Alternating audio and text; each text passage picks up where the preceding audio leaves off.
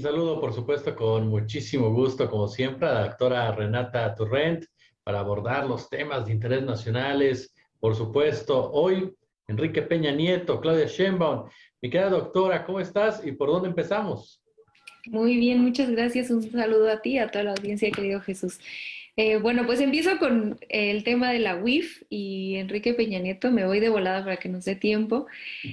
Bueno, tres cosas muy importantes creo de inicio. La primera es que vimos un ejemplo de cómo los comunicadores pueden usar las mañaneras para hacer política de manera positiva. Las mañaneras son un instrumento de comunicación social muy eficientes, que nos pueden o no gustar, pero también son espacios de audiencia pública y como vimos hoy, bueno, ayer con Vicente Serrano y hoy la respuesta, pues también es un espacio político para desatorar temas muy profundos como el de Peña Nieto. Lo segundo es que es inédito que se informe sobre algo así. Incluso Pablo Gómez mencionaba hoy que no hay muchas unidades de inteligencia en el mundo que traten con tanta transparencia los temas de inteligencia financiera de un país, pero creo que en un país como México, donde no se informaba nada, es algo positivo. Y número tres, ¿qué sigue después de que la gente tenemos esta información tan indignante sobre el saqueo de Peña Nieto? Creo que este último se debe de analizar a profundidad en dos ejes. El primero, pues preguntarnos si no sería bueno retomar la consulta popular del juicio expresidentes. Ya lo decíamos la semana pasada en este espacio para el caso de Calderón, pero es lo mismo, ¿no? ¿Por qué no utilizar la consulta para minorar la carga política que implica la investigación y presentación de cargos a un expresidente?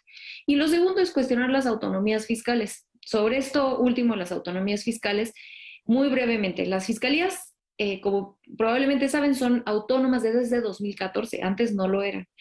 Y después de 8 años debemos, creo yo, evaluar si que creo yo que hay dos problemas muy grandes en la autonomía de las fiscalías.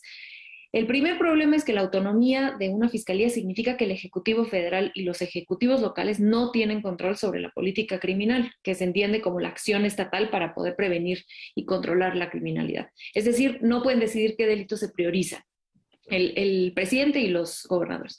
Y lo segundo es que el hecho que la Fiscalía General y los fiscales locales no sean elegidos por el Ejecutivo y tampoco por voto popular permite que nadie pague el costo político de la inacción.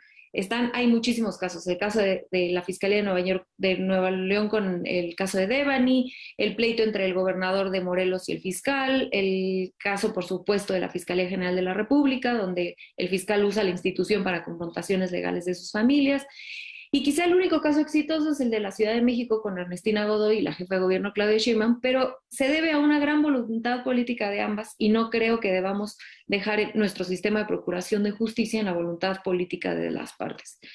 Entonces, ¿qué sigue para las fiscalías? Pues no hay respuesta fácil, por supuesto, pero la información que nos dio Pablo Gómez hoy, en caso de que se atore en la Fiscalía General de la República, como ha sucedido con muchos casos, nos debería llevar a cuestionarnos si está funcionando de verdad este sistema de autonomías.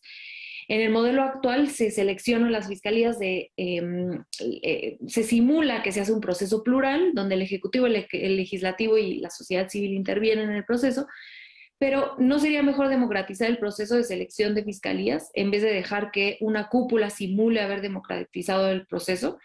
¿Por qué no ampliarlo a la ciudadanía? Este cuestionamiento lo trae Federico Anaya y hace además un recuento de cómo la Constitución mexicana de 1857 se elegía el fiscal por voto popular, al mismo tiempo que se elegían diputados y presidente y otros cargos.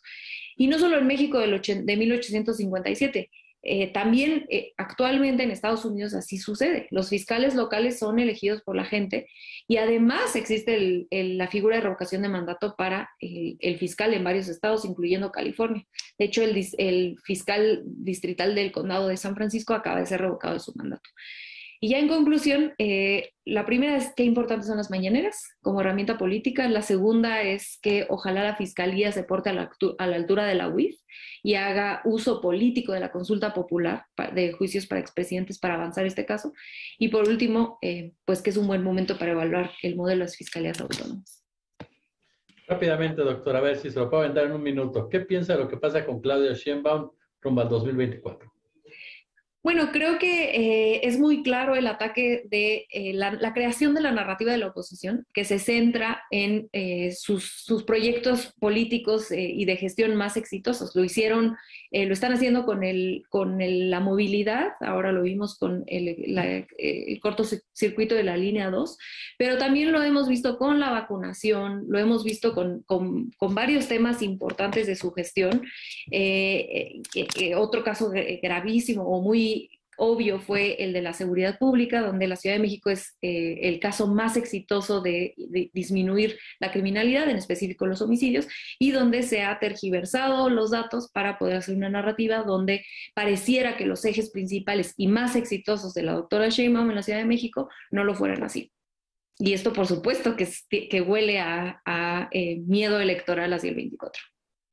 Mi querida y adorada doctora Renata Turrent, de verdad, como siempre, un honor escucharte. El gusto es mío, querido Jesús. Un abrazo y a toda la audiencia igualmente.